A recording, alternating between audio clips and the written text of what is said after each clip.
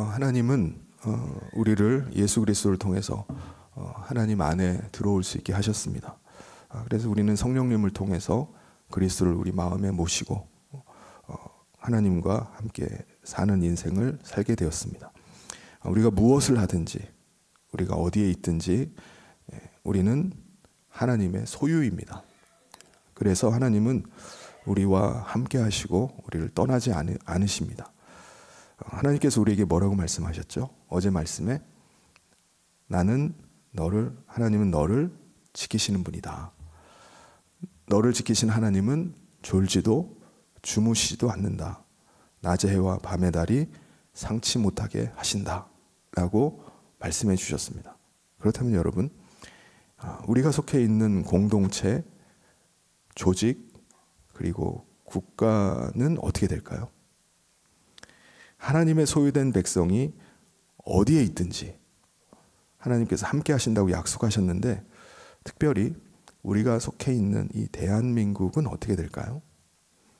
만약에 우리나라가 국가 경쟁력이 계속 추락을 해서 동남아시아에 있는 여느 국가들 중에 하나가 돼버리면 어떻게 하죠? 기존의 사회체제가 바뀌게 되고 우리가 생각하지 않았던 나라, 자유를 잃어버리고 통제 속에서 살아가는 나라가 되면, 혹시 그런 나라가 되면 어떻게 될까요? 왜 그런 가정을 해보느냐?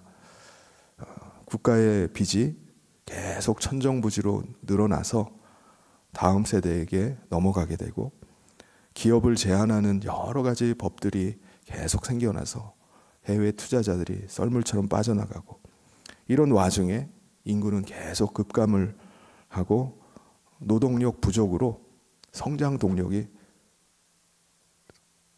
떨어지고 있기 때문입니다. 지금 아이들이 성인이 되는 20년 후에는요, 4,500만 인구 중에 33%인 33%가 65세 이상인 초고령 사회가 됩니다. 3명 중에 1명이 노인이에요. 20년 후에 우리나라의 모습은요, 지금과는 많이 달라져 있을 겁니다. 어쩌면은 지금이 우리나라가 가장 잘 사는 나라, 지금이 가장 부강한 나라일지도 모릅니다.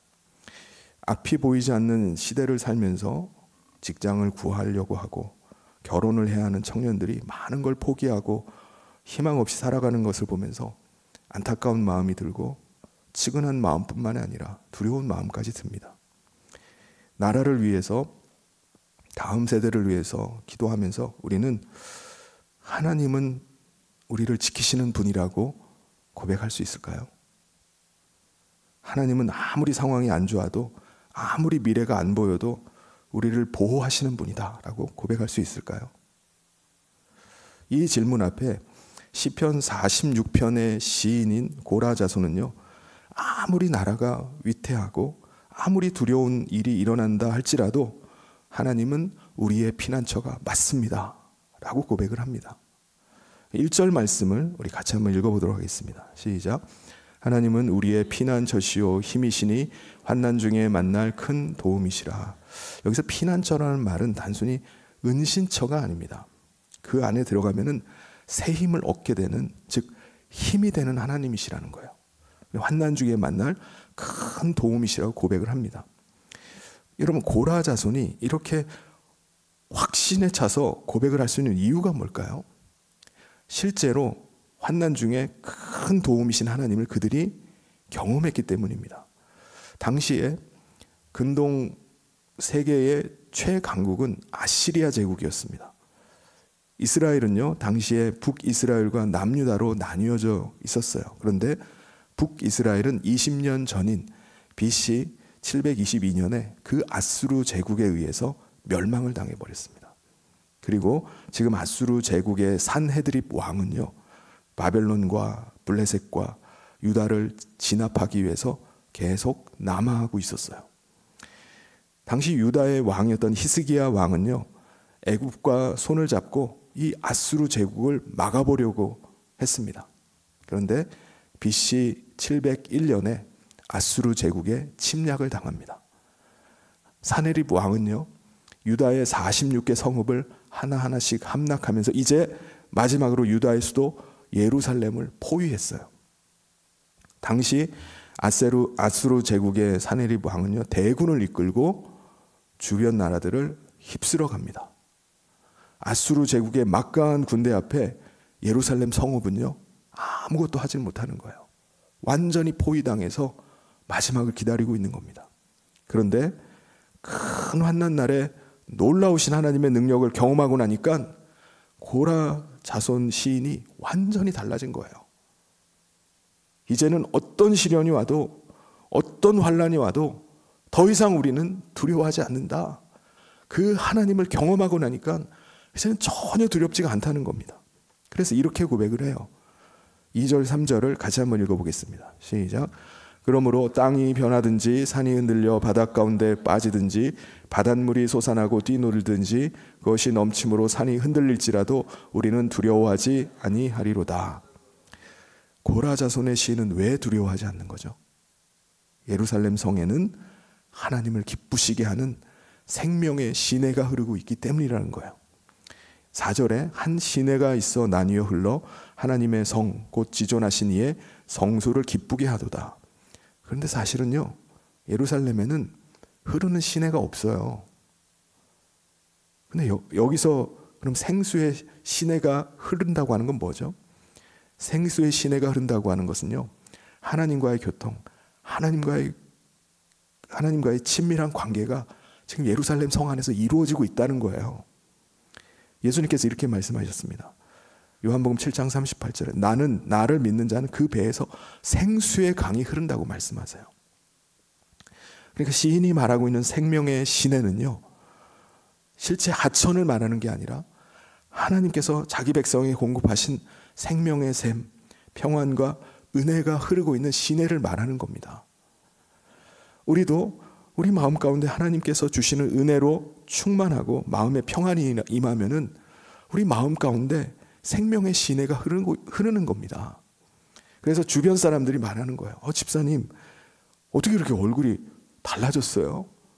어떻게 이렇게 얼굴이 환하고 빛이 납니까? 무슨 좋은 일 있어요? 마음에 생명의 시내가 흐르고 있기 때문입니다. 마음의 기쁨과 평안과 은혜가 충만하면요, 그게 얼굴에 나타나요. 드러납니다. 예루살렘 성에도요, 하나님께서 그 성 안에 계시기 때문에 생명의 시내가 흐르고 있는 겁니다. 은혜의 강이 흐르고 있는 거예요. 5절 말씀 같이 한번 읽어보도록 하겠습니다. 시작. 하나님이 그 성중에 계심에 성이 흔들리지 아니할 것이라 새벽에 하나님이 도우시리로다. 그렇다면은 예루살렘 성이 아수르 제국에 지금 완전히 포위돼서 공포 가운데 있을 때 하나님께서 어떻게 일을 하셨죠? 무슨 일을 하셨습니까? 그날 히스기야 왕은요, 이사야 선지자와 함께 하나님께 간절히 기도했습니다. 그 말씀이 열왕기 19장에 나와요. 19절에 보면 특별히 우리 하나님 여호와여 원하건대 이제 우리를 그의 손에서 구원하옵소서. 그리하시면 천하 만국이 주 여호와가 홀로 하나님이신 줄 알 것입니다 라고 기도를 합니다. 그리고 그 다음날 새벽이었어요. 하나님께서 천사를 보내셔서 하룻밤 사이에 그 포위하고 있던 아수르 제국 18만 5천 명을 치셨습니다. 한꺼번에 다 몰살을 당해요. 그리고 이 놀라운 일을 당한 아수르 제국 사네립이요, 본국으로 그 즉시로 퇴각을 합니다. 다음날 놀라운 일이 일어난 것을 지켜보고 모든 전말을 본 시인이 뭐라고 고백하죠? 하나님은 새벽에 도우십니다. 두려운 밤을 보내면서 간절히 기도했는데 다음날 새벽에 하나님께서 행하신 놀라운 일을 목격을 하고 그 고백을 한 겁니다. 이방 민족들이 큰 소동을 일으켰지만 주께서 소리를 높이시니까 온 땅이 다 녹아버렸다는 거예요.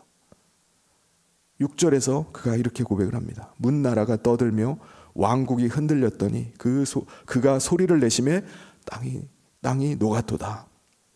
여러분, 하나님이 함께 계시는 곳은 결코 무너지지 않습니다.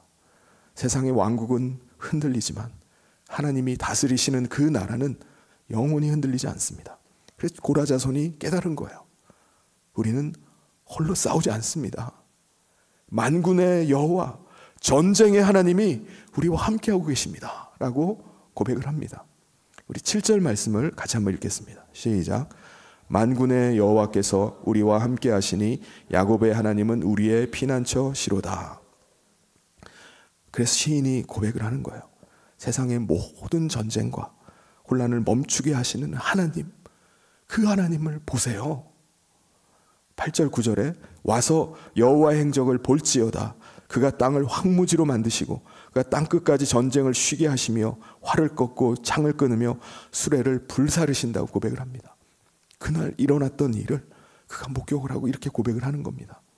하나님은요, 폭풍을 잠잠케 하시고 마음에 일어나는 불안과 공포의 소용돌이를 멈추게 하시는 분이십니다.